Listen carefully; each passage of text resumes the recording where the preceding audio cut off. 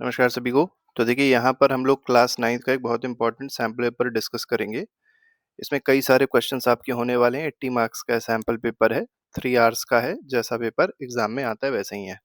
3 sections हैं इसमें, bio का पहला है, फिर केमिस्ट्री का है और लास्ट में सेक्शन फिजिक्स का है। तो पहला क्वेश्चन देखिए क्या कह रहा है, एमसीक्यू बेस्ड है। Which of the following cell organelle is responsible for protein synthesis. तो प्रोटीन सिंथेसिस के लिए कौन रिस्पॉन्सिबल होता है? राइबोसोम जो होते हैं ये प्रोटीन सिंथेसिस करते हैं। इनको सुसाइडल बैग्स बोलते हैं, लाइसोसोम्स को। ठीक है, तो सुसाइडल बैग्स बोला जाता है किसको? लाइसोसोम्स को बोलते हैं। न्यूक्लियस के बारे में याद रखिएगा, ब्रेन ऑफ सेल कहते हैं इसको। और इसकी डिस्कवरी जो है वो रॉबर्ट ब्राउन ने करी थी। Blood is called a connective tissue because, देखिए ब्लड को कनेक्टिव टिश्यू क्यों कहा जाता है ये पूछा गया है। तो इट कनेक्ट्स बॉडी पार्ट नहीं, help in transportation of material, ये भी गलत है। It has fluid matrix and connects different organs functionally, ये बिल्कुल सही है, C option. Cork cells are impervious to gases due to presence of, देखिए इम्परवियस का मतलब ये होता है गैसेस उसके अंदर एक्सचेंज नहीं हो सकती है। मतलब गैस जो है ना अंदर जा सकती है कॉर्क सेल के, ना बाहर निकल सकती है। किसकी प्रेजेंस की वजह से ऐसा होता है? तो सुबेरिन की प्रेजेंस की वजह से ऐसा होता है। The main water conducting elements of xylem are, तो मेन वाटर जो कंडक्शन करते हैं जाइलम में वो कौन कौन से यहाँ पर एलिमेंट्स होते हैं ये आपको यहाँ पर बताना है। तो सीव ट्यूब कंपेनियन सेल गलत है, वेल सेल्स एंड ट्रैकीड्स होते हैं, तो बी ऑप्शन बिल्कुल ठीक है। Which of the following is biotic factor affecting crop yield, biotic का मतलब होता है लिविंग। ठीक है, तो लिविंग बींग से रिलेटेड फैक्टर जो है वो कौन सा हो सकता है क्रॉप यील्ड को जो चेंज करेगा या उसको अफेक्ट करेगा? तो रेनफॉल जो है ये नहीं होगा। इसके बाद टेम्परेचर नहीं, वीड्स होंगे। वीड्स जो है ये प्लांट्स की कैटेगरी में आते हैं, तो ये लिविंग होंगे, बायोटिक फैक्टर होंगे। बाकी सबके सब एबायोटिक फैक्टर्स हैं। Which among the following is an example of green manure, तो ग्रीन मैन्योर इनमें से कौन सा है बताना है आपको। तो यूरिया जो है ग्रीन मैन्योर नहीं है, केमिकल फर्टिलाइजर है। गुआर जो है ये ग्रीन मैन्योर है, बी ऑप्शन सही है। What is the main objective of animal husbandry, अब देखिए एनिमल हस्बेंड्री का मतलब क्या होता है, इसका मेन ऑब्जेक्टिव क्या होता है, पर्पस क्या है मेन? तो इंक्रीजिंग ह्यूमन पॉपुलेशन बिल्कुल गलत है। Increasing production of animal based food, जैसे मिल्क हो गया, मीट हो गया, इन सब के प्रोडक्शन को बढ़ाने के लिए एनिमल हस्बेंड्री करी जाती है। आगे बढ़ते हैं, असर्शन रीजन से रिलेटेड क्वेश्चंस होंगे इसमें। देखिए पहला क्वेश्चन दिया गया है यहाँ पे, diffusion and osmosis both are similar process, तो क्या दोनों के दोनों जो होते हैं वो सिमिलर प्रोसेस होते हैं? तो बिल्कुल सिमिलर प्रोसेस होते हैं। Both involve movement of molecule from higher concentration to lower concentration, ये भी सही है। तो यहाँ पर ए ऑप्शन हो जाएगा। Assertion is correct, reason is correct, explanation is also correct. बस याद रखिएगा डिफ्यूजन जो होता है वो एयर या गैस में होता है, और ऑस्मोसिस जो है ये लिक्विड का होता है। लेकिन हमेशा जो मूवमेंट होगा मॉलिक्यूल्स का हायर कंसेंट्रेशन से लोअर कंसेंट्रेशन की तरफ रहता है। आगे बढ़ते हैं, अगले क्वेश्चन देखिए क्या कहा गया, plant cell and an animal cell were observed under a microscope, तो माइक्रोस्कोप में इसको ऑब्जर्व किया गया। Two features to identify which one is plant cell, तो आपको बताना है ऐसे दो फीचर जिससे आइडेंटिफाई किया जा सके कि वो प्लांट सेल है। तो प्लांट सेल को आइडेंटिफाई करने का सबसे अच्छा तरीका ये है कि उसमें क्या दिखाई पड़ेगी, एक सेल वॉल दिखाई पड़ेगी, जो एनिमल सेल में क्या होती है, एब्सेंट होती है। प्लांट सेल में आपको क्या दिखाई पड़ेगा, क्लोरोप्लास्ट दिखाई पड़ेगा। ठीक है, ये भी एनिमल सेल में नहीं होता है। और प्लांट सेल में जो वैक्यूल होगा, ठीक है, वैक्यूल कैसा होगा, लार्ज होगा। ठीक है, लार्ज वैक्यूल होता है। एनिमल सेल में या तो एब्सेंट होता है या तो बहुत ही छोटा होता है।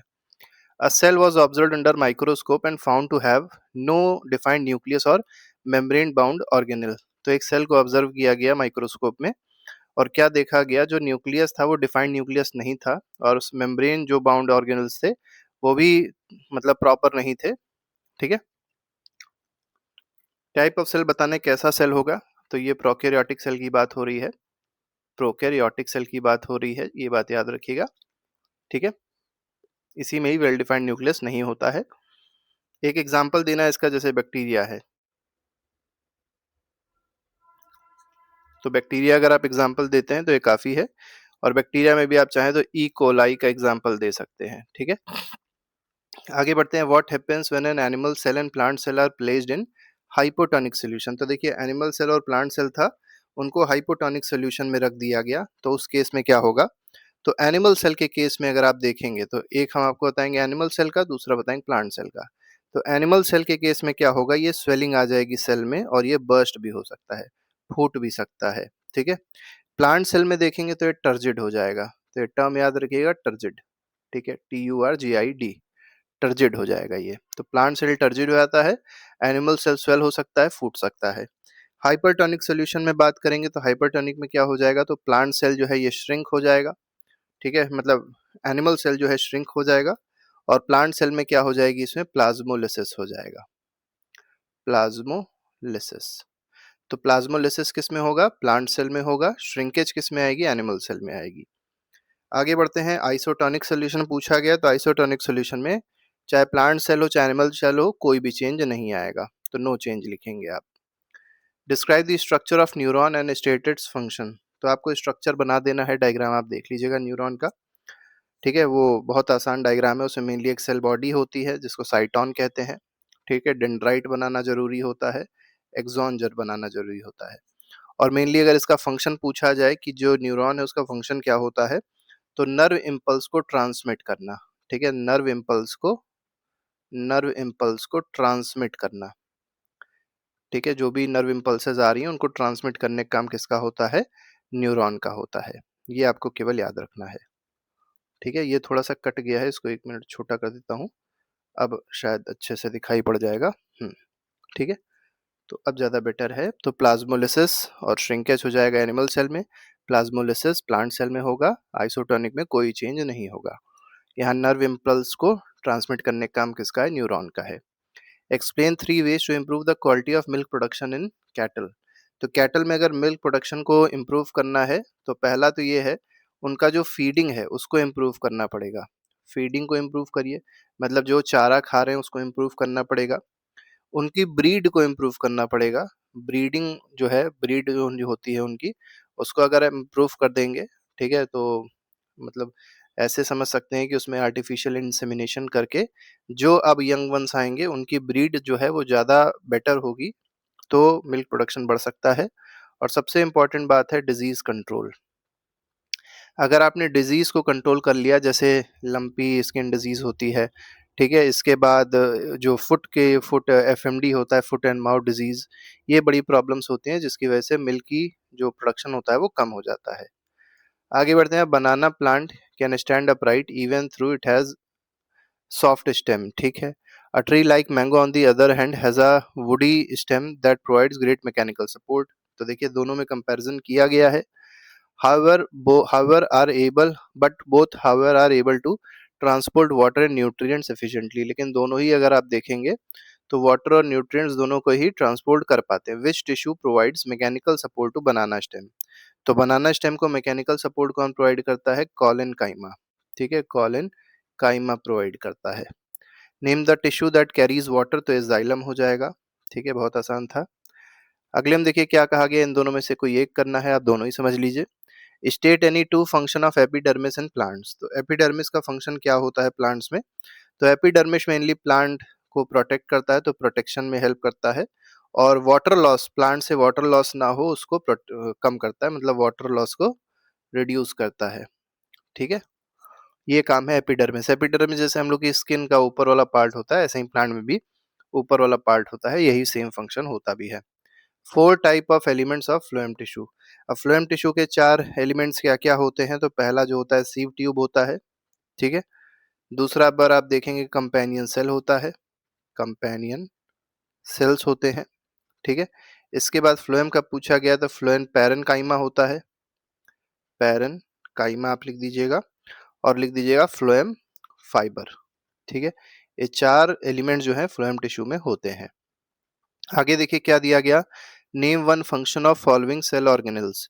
तो अलग अलग सेल ऑर्गेनल दिए हुए हैं, इनका फंक्शन बताना है। तो न्यूक्लियस का क्या काम होता है, तो ये ब्रेन ऑफ द सेल होती है, और जितनी भी सेलर एक्टिविटीज होती हैं उनको कंट्रोल करने का काम होता है, तो कंट्रोल सेलर एक्टिविटीज, ठीक है। सेल एक्टिविटीज को कंट्रोल कौन करता है, न्यूक्लियस। माइटोकॉन्ड्रिया को power house of the cell कहा जाता है, और ये एनर्जी प्रोडक्शन में हेल्प करती है, किसमें, एनर्जी प्रोडक्शन में। और किस फॉर्म में एनर्जी प्रोड्यूस होती है, in the form of ATP, adenosine triphosphate. Golgi apparatus का काम पूछा गया है, तो ये पैकेजिंग में हेल्प करता है, ठीक, पैकेजिंग में हेल्प करता है। कैमिलो गोल्जी ने इसको ढूंढा था, इसकी खोज करी थी। लाइसोसोम जो है डाइजेशन में हेल्प करता है, इसको सुसाइडल बैग भी कहा जाता है। एंडोप्लाज्मिक रेटिकुलम आप देखेंगे तो ये मेनली जो है ये दो तरीके के होते हैं, एक स्मूथ एंडोप्लाज्मिक रेटिकुलम होता है, एक रफ होता है। ठीक है, रफ वाले में राइबोसोम्स चिपके हुए होते हैं और मेनली इनका काम जो होता है वो ट्रांसपोर्टेशन का काम होता है, ट्रांसपोर्टेशन ऑफ मटेरियल्स। ठीक है, मटेरियल का ट्रांसपोर्ट करने का काम किसका है, एंडोप्लाज्मिक रेटिकुलम का है। 5 major difference between prokaryotic and eukaryotic cell, तो आपको डिफरेंसेस बताने हैं। तो अगर आप देखेंगे प्रोकैरियोटिक में ट्रू न्यूक्लियस नहीं होता है, साइज भी अगर आप देखेंगे इनका स्मॉल होता है। मेम्ब्रेन देखेंगे तो इसमें जो मेम्ब्रेन है उनमें मतलब इसमें ऑर्गेनल्स नहीं होते हैं। यूकैरियोटिक में देखेंगे तो इसमें ट्रू न्यूक्लियस होता है। ठीक है, यहाँ ट्रू न्यूक्लियस देखने को मिलेगा।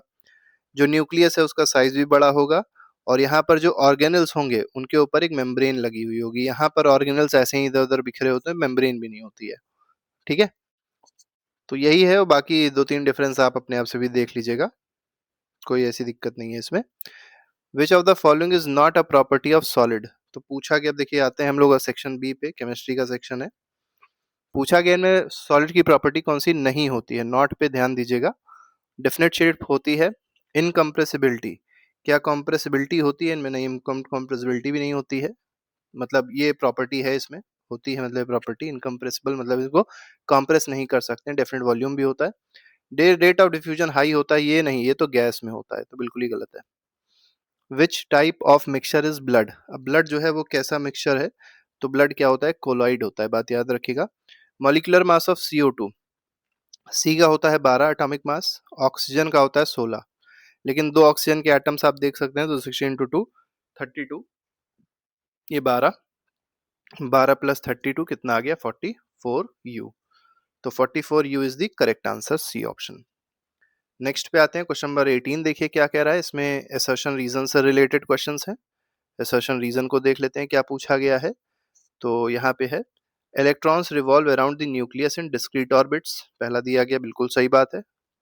Electron lose energy continuously while revolving around the nucleus, तो देखिए क्या इलेक्ट्रॉन एनर्जी को कंटिन्यूअसली लूज करते हैं जब रिवॉल्व करते हैं, तो नहीं।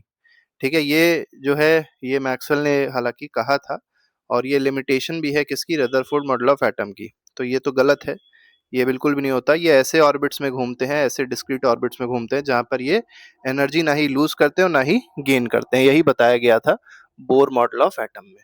ठीक है, तो इसलिए असर्शन गलत है लेकिन रीजन सही है, तो इसमें सी ऑप्शन होगा, असर्शन सही है, रीजन गलत है। State two difference between evaporation boiling, बहुत आसान सा क्वेश्चन है। इवापोरेशन जो है किसी भी टेम्परेचर पे हो जाएगा, एनी टेम्परेचर। ठीक है, इवापोरेशन कैसा फिनोमेना होता है, सरफेस फिनोमेना होता है। बॉइलिंग जो है वो किस टेम्परेचर पे होगा, फिक्स टेम्परेचर पे होगा, ये किसी भी टेम्परेचर पे नहीं हो सकती है। और बॉइलिंग कैसा फिनोमेना है, बल्क फिनोमेना है, बल्क फिनोमेना है, BULK, bulk phenomena. Right one difference between physical and chemical change with example, physical change में क्या होता है कि कोई नया सब्सटेंस फॉर्म नहीं होगा, no new substance is formed. Chemical change में क्या होगा, न्यू सब्सटेंस का फॉर्मेशन हो जाएगा। जैसे केमिकल चेंज में आप लिख सकते हैं कर्डिंग ऑफ मिल्क, मिल्क का क्या बन गया, दही बन गया, तो ये क्या है, नया सब्सटेंस फॉर्म हो गया, तो ये केमिकल चेंज है। ठीक है, लेकिन अगर फिजिकल चेंज की बात करी जाए तो जितने भी मेल्टिंग प्रोसेस होते हैं, मेल्टिंग ऑफ आइस कह सकते हैं, फ्रीजिंग ऑफ वाटर कह सकते हैं, तो ये सब क्या होते हैं, फिजिकल चेंज होते हैं।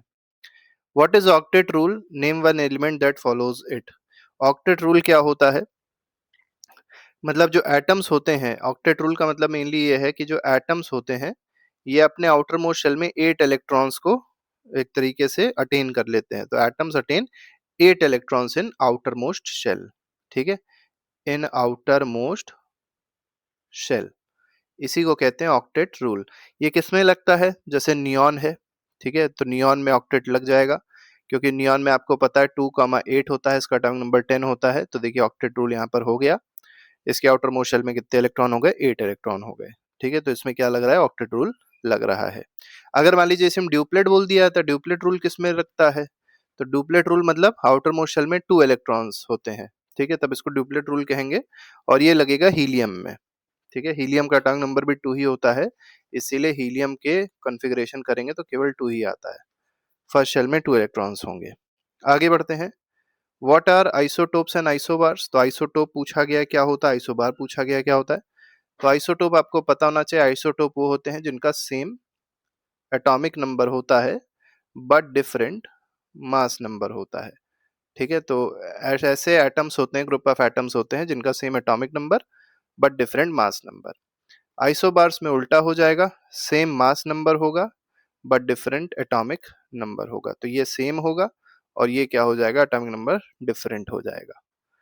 टू एप्लीकेशंस ऑफ आइसोटोप्स, तो कोई भी दो एप्लीकेशन आप बता सकते हैं, जैसे कोबाल्ट 60 को आप ले सकते हैं, ये कैंसर ट्रीटमेंट में यूज होता है, कैंसर के ट्रीटमेंट में कोबाल्ट 60 को यूज किया जाता है। कार्बन 14 में आप देखेंगे तो डेटिंग करते हैं, एज डिटरमाइन करने के लिए यूज किया जाता है फॉसिल्स की, एज डिटर्मिनेशन, आप ऐसे लिख दीजिएगा बस। आगे बढ़िए। Element has x has mass number 27 and number of neutrons is 14। तो मास नंबर दे दिया गया 27 और न्यूट्रॉन दे दिया गया 14, आपसे एटॉमिक नंबर पूछा गया है। मास नंबर का मतलब क्या होता है, प्रोटॉन प्लस न्यूट्रॉन। तो 27 is equal to proton plus neutron कितना था, 14 था।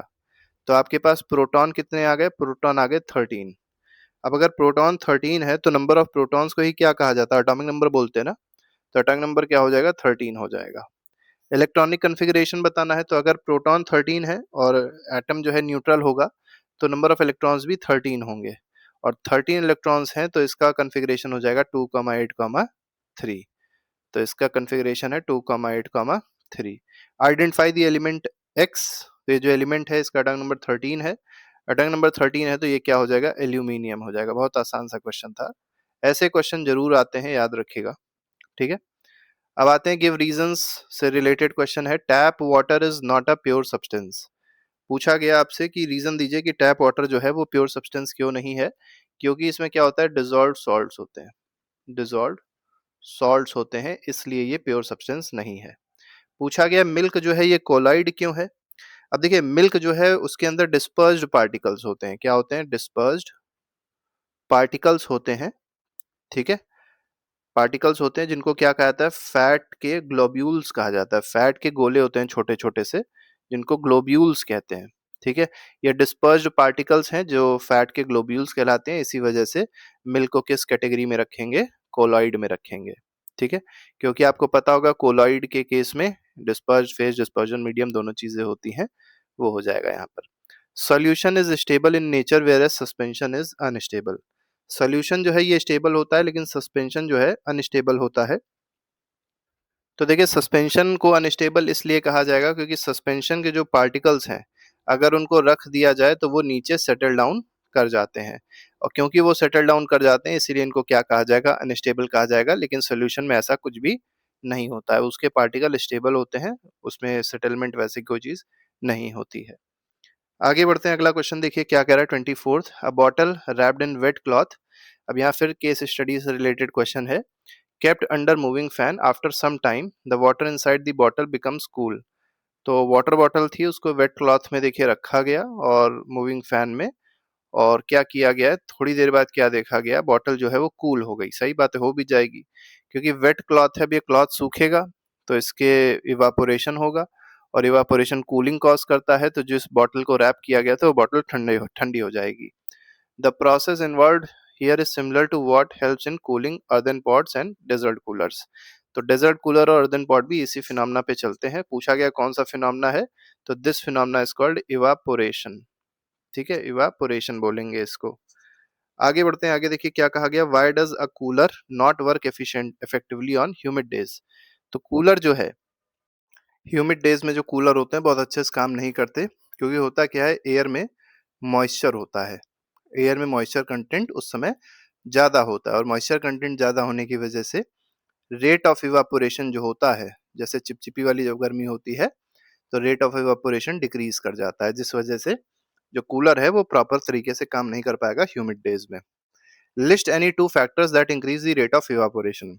रेट ऑफ इवापोरेशन को कौन कौन से फैक्टर्स इंक्रीज करते हैं, तो जैसे टेम्परेचर बढ़ा देंगे रेट ऑफ इवापोरेशन बढ़ जाएगा, एयर की स्पीड या विंड की स्पीड अगर बढ़ा दी जाएगी, विंड की स्पीड अगर आप बढ़ा रहे हैं तो भी रेट ऑफ इवापोरेशन जो है वो बढ़ जाता है।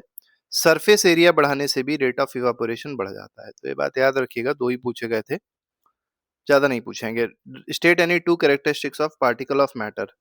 जो मैटर के पार्टिकल्स होते हैं उनकी कैरेक्टरिस्टिक क्या होती है, ये पूछा गया। तो देखिए पार्टिकल्स में बीच में स्पेसेस होती हैं, they have spaces between them. और पार्टिकल जो होते हैं मैटर के, वो किसमें होते हैं, रैंडम मोशन में होते हैं। बस ये 2 प्रॉपर्टी बहुत है। अटेम्प्ट इन दोनों में से कोई एक करना है। 5 postulates of Dalton atomic theory. तो डाल्टन एटॉमिक थ्योरी के पोस्टुलेट्स क्या हैं? तो जो मैटर है वो किसका बना है, एटम का बना होता है। पहला तो पोस्टुलेट यही है कि all the matter are made up of atoms. दूसरा पोस्टुलेट यह है कि जो एटम्स हैं, ठीक है, वो कैसे हैं, इनडिविजिबल है, उनको डिवाइड नहीं किया जा सकता।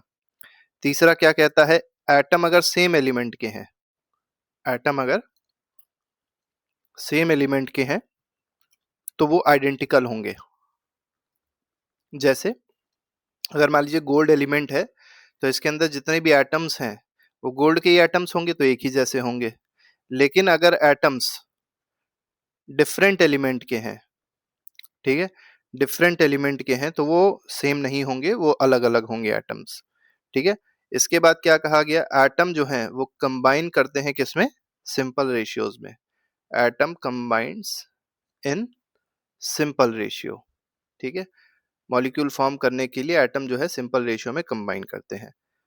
तो ये हो जाएंगे आपके 5 पोस्टुलेट्स। आगे बढ़ते हैं। अब देखिए यहाँ पे क्या कहा गया, एटॉमिक मास यूनिट को डिफाइन करना है। तो 1 AMU एटॉमिक मास यूनिट क्या होता है, 1/12 मास ऑफ द कार्बन 12। तो कार्बन 12 का 1/12 मास जो है वो एटॉमिक मास यूनिट कहलाता है। मॉलिक्यूल क्या होता है, मॉलिक्यूल होता है स्मॉलेस्ट, ठीक है, क्या smallest, unit of compound. Compound की जो स्मॉलेस्ट यूनिट होती है उसको मॉलिक्यूल कहते हैं। अगर एलिमेंट की स्मॉलेस्ट यूनिट पूछी जाए तो वो क्या हो जाएगी, ये एटम हो जाएगी। दोनों में डिफरेंस याद रखिएगा। पॉलीएटॉमिक आयन क्या होता है, तो पॉलीएटॉमिक आयन जो होते हैं ग्रुप ऑफ एटम्स होते हैं विद चार्ज। ठीक है, तो ग्रुप ऑफ एटम्स आप इसको लिख सकते हैं कि ये ग्रुप ऑफ एटम्स होते हैं, लेकिन उनमें क्या होता है, विद चार्ज। ठीक है।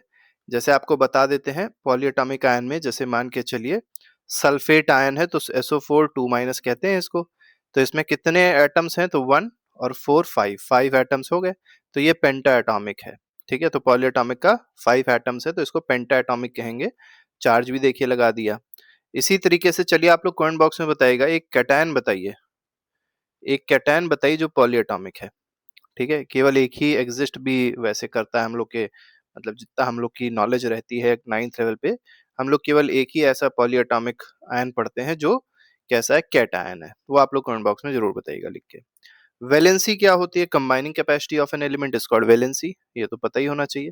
लॉ ऑफ कांस्टेंट प्रोपोर्शन क्या होता है, कि वही जो हमने ऊपर देखिए लिखा था कि molecules are form by fixed by combination of atoms in fixed proportion by मास।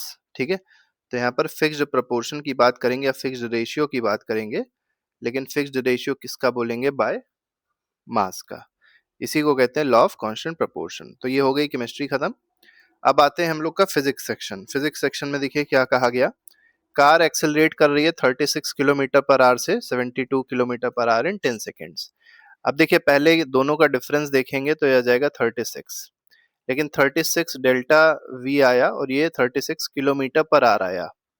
इसको 5/18 से मल्टीप्लाई कर लीजिए, क्योंकि टाइम आप देख सकते हैं सेकंड में दिया है। तो 18 टू जा 36, ये 10 आ जाएगा। ठीक है, तो 10 मीटर पर सेकंड आया चेंज इन वेलोसिटी, और change in velocity upon time कर दीजिए तो 10 से डिवाइड कर दीजिए। तो 10 से डिवाइड करने पे तो आंसर क्या आ जाएगा, 1 आ जाएगा। तो 1 is the correct answer, 1 metre per second square. आगे बढ़िए, in velocity time graph the area enclose between graph and time axis. तो देखिए वेलोसिटी टाइम ग्राफ में आपको बताना है एरिया जो है क्या देगा, तो वेलोसिटी इनटू टाइम दे देगा। वेलोसिटी इनटू टाइम क्या होता है, डिस्प्लेसमेंट होती है या डिस्टेंस कह सकते हैं। सी ऑप्शन बिल्कुल ठीक है। आगे बढ़ते हैं, वैसे ज्यादा अप्रोप्रिएट इसमें डिस्प्लेसमेंट ही है। If the momentum of body is doubled while its mass remains constant its velocity become. देखिए मास को कांस्टेंट रखा गया, mass is equal to constant, velocity क्या हो जाएगी, तो मोमेंटम का फॉर्मूला होता है मास इनटू वेलोसिटी। मास से कोई मतलब ही नहीं है तो ये तो कांस्टेंट है। तो वेलोसिटी बिकम्स, तो मोमेंटम अगर डबल कर देंगे तो वेलोसिटी भी क्या हो जाएगी, डबल ही तो हो जाएगी। तो यहाँ पर बी ऑप्शन बिल्कुल ठीक है। When a ball is freely falling freely from a height the total mechanical energy. अब देखिए, अगर कोई बॉडी है फ्री फॉल कर रही है, तो जितने भी पोजीशंस आप देखेंगे, हर पोजीशन पे मैकेनिकल एनर्जी क्या रहती है, कंजर्व रहती है, कांस्टेंट रहती है। तो पॉइंट 1, पॉइंट 2, पॉइंट 3 तीनों पे ही मैकेनिकल एनर्जी कांस्टेंट रहेगी, तो सी ऑप्शन सही है। आगे बढ़ते हैं। नेक्स्ट क्वेश्चन हमारे पास क्वेश्चन नंबर 30 है। When temperature increases the speed of sound in air. देखिए, टेम्परेचर बढ़ाने से स्पीड ऑफ साउंड जो होती है वो क्या हो जाती है, एयर में इंक्रीज होती है। तो ए ऑप्शन बिल्कुल ठीक है। Which of the following wave require medium for propagation. तो मीडियम किसको चाहिए होता है प्रोपोगेट करने के लिए, साउंड वेव्स को। इसीलिए साउंड वेव को क्या कहते हैं, मैकेनिकल वेव कहते हैं। ठीक है, आगे बढ़ते हैं, असर्शन रीजन पे आते हैं। यहाँ क्वेश्चन दिया है, the weight of an object is less at equator than at poles. तो इक्वेटर पे कम होता है वेट, पोल्स पे ज्यादा होता है, बिल्कुल सही बात है। The value of acceleration due to gravity is less at equator than at poles, ये बात बिल्कुल सही है। असर्शन भी सही है, रीजन भी सही है, और रीजन में एक्सप्लेनेशन भी सही है, तो ए ऑप्शन इसका सही हो जाएगा। ठीक है, आगे बढ़िए, क्वेश्चन नंबर 33। यहाँ पे फिर असर्शन रीजन पे क्वेश्चन है। असर्शन दिया, ultrasounds are having high frequency waves, मतलब अल्ट्रासाउंड जो होते हैं हाई फ्रीक्वेंसी वेव्स होती हैं, बिल्कुल ठीक है। Ultrasonic waves can detect very small obstacles due to their short wavelength. तो देखिए, ये भी स्टेटमेंट जो है बिल्कुल ठीक है, और ये कहीं ना कहीं असर्शन से रिलेटेड भी है, क्योंकि देखिए इसमें फ्रीक्वेंसी जब हाई होगी तो वेवलेंथ क्या हो जाएगी, कम हो जाएगी। और वेवलेंथ कम की देखिए बात यहाँ पर बताई भी गई है, तो ये दोनों एक दूसरे से इंटरकनेक्टेड है, तो रीजन भी सही है। तो एक्सप्लेनेशन रीजन और मतलब असर्शन रीजन और उसका एक्सप्लेनेशन भी सही है। ए ऑप्शन आप लगाएंगे, उसमें बी मत लगा दीजिएगा वरना गलत हो जाएगा, क्योंकि वो बात एक ही कर रहा है दोनों। ठीक है, आगे बढ़ते हैं, अगले क्वेश्चन पे आते हैं। क्वेश्चन नंबर 34 देखिए क्या कह रहा है। क्वेश्चन नंबर 34 बेसिक आपसे पूछा गया है कि जो बॉयंट फोर्स है ये क्या होता है, on what factor does it depends. तो बॉयंट फोर्स क्या होता है, तो ये एक अपवर्ड फोर्स है, इसको अब थ्रस्ट भी कहा जाता है। Upward force exerted by liquid on a body. ठीक है, अपवर्ड फोर्स एक्सर्टेड, कौन एक्सर्ट करता है, exerted by a liquid on a body. लेकिन कौन सी बॉडी, विच इज पार्शली और completely emerge inside the liquid, ऐसे आप कह सकते हैं इसको। ऐसा यूनिट न्यूटन ही होगी। किस किस फैक्टर पे डिपेंड करता है, तो ये मेनली दो फैक्टर्स हैं जिन पे डिपेंड करेगा। पहला डेंसिटी डिपेंड करेगा, लेकिन डेंसिटी किसकी, फ्लूइड की। ठीक है, और वॉल्यूम किसका, वॉल्यूम ऑफ डिस्प्लेस्ड लिक्विड। ठीक है, डिस्प्लेस्ड लिक्विड बोलिए या वॉल्यूम ऑफ सॉलिड भी आप बोल सकते हैं, कि जितना वॉल्यूम ऑफ सॉलिड उसके अंदर डूबा हुआ है उस पे भी जो है बॉयंट फोर्स डिपेंड करता है। ठीक है, तो ऐसे आप दोनों बता सकते हैं। अगले क्वेश्चन में देखिए क्या कहा गया, इन दोनों में से कोई एक करना है, हालांकि है आसान। A sound wave has frequency 256 hertz, wavelength 1.3 metre, speed बतानी है। तो फ्रीक्वेंसी फॉर्मूला होता है physical to v by lambda. बताना क्या है, स्पीड बतानी है, तो v is equal to f into lambda हो जाएगा। फ्रीक्वेंसी दी है 256 और लेमडा दिया है 1.3 मीटर। तो मीटर में है तो कोई दिक्कत ही नहीं है, इसका आंसर हो जाएगा 332, आप मल्टीप्लाई कर लीजिएगा 0.8 metre per second. Two uses of multiple reflection of sound. तो दो यूजेस बताने मल्टीपल रिफ्लेक्शन ऑफ साउंड के, तो मेगाफोन जो है, ठीक है, वो इसका यूज हो जाएगा, और स्टेथोस्कोप। ठीक है, स्टेथोस्कोप, ये दोनों यूज हो जाएंगे इसके मल्टीपल रिफ्लेक्शन ऑफ साउंड के। What does the slope of distance time graph. देखिए, स्लोप का मतलब होता है डिवीजन, तो डिस्टेंस अपॉन टाइम कर दीजिए, क्या दे देगा, स्पीड दे देगा, तो slope gives speed. How can we identify uniform and non uniform motion from it. तो स्लोप से हम लोग कैसे बता सकते हैं कि यूनिफॉर्म मोशन होगा कि नॉन यूनिफॉर्म मोशन होगा। तो देखिए बहुत आसान है, जैसे मान लीजिए वाई एक्सिस पे डिस्टेंस, एक्स एक्सिस पे टाइम, अगर स्ट्रेट लाइन आ रही है तो ये कैसा स्लोप है, मतलब ये स्ट्रेट लाइन आ रही है तो स्लोप यूनिफॉर्म है, तो ये यूनिफॉर्म मोशन का ग्राफ होगा। लेकिन अगर मान लीजिए हमारे पास जो ग्राफ है वो कर्व्ड लाइन है, तो कर्व्ड लाइन क्या इंडिकेट करती है, this motion is non uniform motion. ठीक है, state Archimedes principle mention its two application. तो आर्किमिडीज प्रिंसिपल बहुत आसान सा प्रिंसिपल है, क्या कहता है कि जो अब थ्रस्ट फोर्स या बॉयंट फोर्स है, अब थ्रस्ट फोर्स जो लगेगा that will be equal to weight of the liquid displaced। ठीक है, जितना लिक्विड बाहर निकल रहा है, जितना लिक्विड डिस्प्लेस हो रहा है, उसका वेट जो है वो किसके बराबर होता है? अपथ्रस्ट फोर्स के बराबर होता है। दो एप्लीकेशन बतानी है, तो जैसे शिप है, शिप फ्लोट करती है, तो फ्लोटिंग ऑफ शिप, ये इसका एप्लीकेशन हो जाएगा।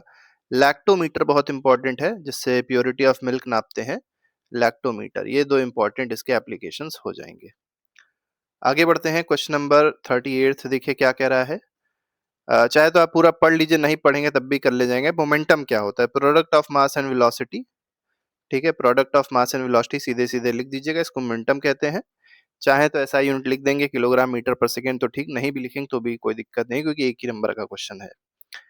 Name the law of motion which is demonstrated in this situation. अब यहाँ पढ़ना पड़ जाएगा, कौन से लॉ की यहाँ पर बात हो रही है? तो cricket player catches a fast moving ball by pulling his hands backward. तो देखिए पीछे की ओर अपना वो हाथ लेके आ रहा है, तो उससे चोट लगेगी कम।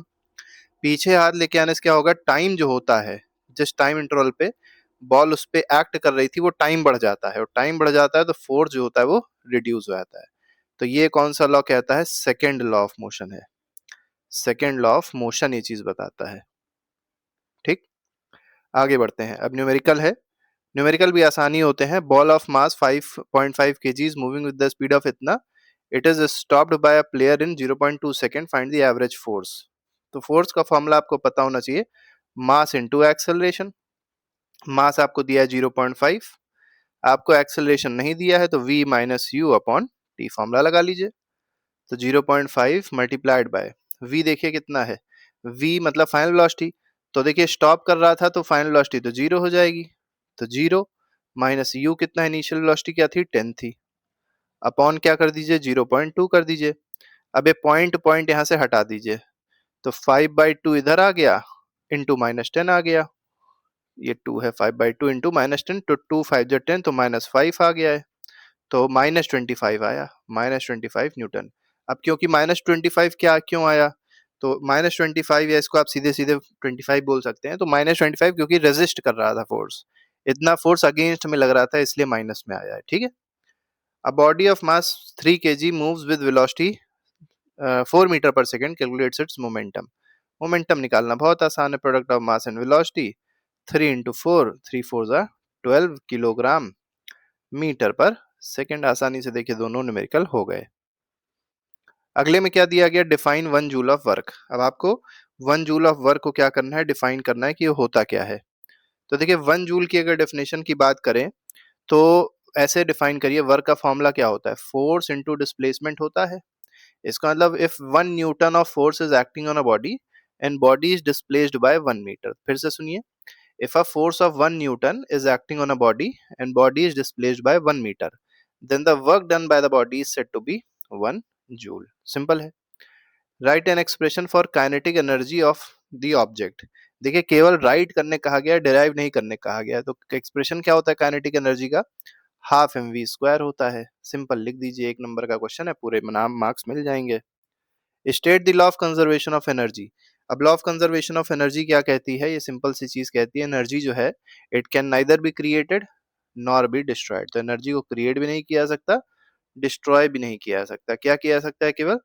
It can be changed.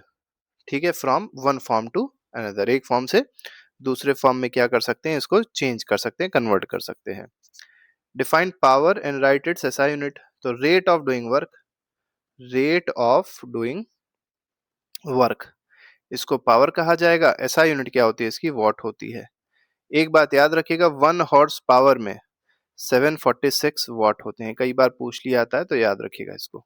ठीक है, what are the necessary conditions for work to be done. तो नेसेसरी कंडीशन क्या होनी चाहिए फॉर वर्क के लिए? तो वर्क टू बी डन होना चाहिए, तो ये होना चाहिए, फोर्स होना चाहिए, बॉडी डिस्प्लेस्ड होनी चाहिए, और एंगल जो है फोर्स और डिस्प्लेसमेंट के बराबर, मतलब बीच में, that should never be equal to 90 degree. मतलब फोर्स और डिस्प्लेसमेंट के बीच का एंगल कभी भी 90 डिग्री नहीं होना चाहिए, क्योंकि अगर 90 डिग्री एंगल हो गया, मान लीजिए फोर्स इधर लग रहा है, डिस्प्लेसमेंट इधर लग रहा है, तो इस फोर्स के द्वारा जो वर्क डन होगा वो जीरो हो जाएगा। ठीक है, आगे बढ़ते हैं। Man lifts a bag 20 kg from the ground and puts it on his head 2 metre above the ground. बहुत सिंपल। तो देखिए एक मैन है, मान के चलिए पर्सन है कोई, इसने 20 kg का बैग यहाँ से उठाया और अपने हेड पे रख लिया ऐसे करके, अरे जो हाइट दी गई है वो कितनी दी गई है, 2 मीटर दे दी गई। वर्क डन उसने कितना किया, तो वर्क डन जो होगा वो पोटेंशियल एनर्जी के बराबर हो जाएगा। वर्क डन हो जाएगा एम जी एच। मास कितना था 20, ग्रेविटी कितनी होती है 9.8, डिस्टेंस कितना मूव किया 2, मल्टीप्लाई कर दीजिए तीनों को, 392 जूल आ जाएगा। ठीक। On what factors the kinetic energy of body depends. Kinetic energy किस पे डिपेंड करती है, काइनेटिक एनर्जी का फॉर्मूला आप अगर जानते हैं तो समझ जाएंगे, हाफ एम वी स्क्वायर। तो मास पे डिपेंड करेगी, वेलोसिटी पे डिपेंड करेगी, बस। लास्ट क्वेश्चन देख लीजिए चैप्टर का, मतलब इस पेपर का। Find the energy possessed by object of mass 20 KG. तो एनर्जी आपको बतानी है कौन सी इसमें होगी। तो लिख लिया करिए जो चीज पहले दिया रहा करे। तो मास 20 केजी दिया है, हाइट दी हुई है 15 मीटर, और क्या दिया है, ग्रेविटी दी हुई है 9.8 मीटर पर सेकेंड स्क्वायर। देखिए अगर ग्रेविटी आपको दी हो तो यही रखिएगा, नहीं दी होगी तो भी आप 9.8 ही रखेंगे, नहीं कि 10 रख दे, 10 रख देंगे गलत आएगा आंसर। ठीक है, तो आपसे एनर्जी पूछी गई है तो हाइट की वजह से जो एनर्जी होती है वो पोटेंशियल एनर्जी होगी। एम जी एच फॉर्मूला रख दीजिए, 20 इंटू 15 इंटू 9.8, कितना आ जाएगा 2940 जूल आ जाएगा। तो इस तरीके से आप ये पूरा पेपर सॉल्व कर सकते हैं आसानी से। तो आई होप ये पूरा पेपर आपको समझ में आ गया होगा। अगर किसी क्वेश्चन में आपको डाउट हो तो आप लोग कमेंट बॉक्स में जरूर मेंशन कर दीजिएगा, आपको जो डाउट होगा वो सॉल्व कर दिया जाएगा। बाकी हमारे पूरे एमसीक्यूज का सेट बना हुआ है, क्लास 9th का, क्लास 10th का। आप किसी भी चीज की, किसी भी सब्जेक्ट की तैयारी कर रहे हो तो हम लोग की प्लेलिस्ट जाके देख लीजिए, आपका अच्छा खासा रिवीजन हो जाएगा। तो अभी के लिए फिलहाल नहीं, thank you very much, goodbye, जय हिंद।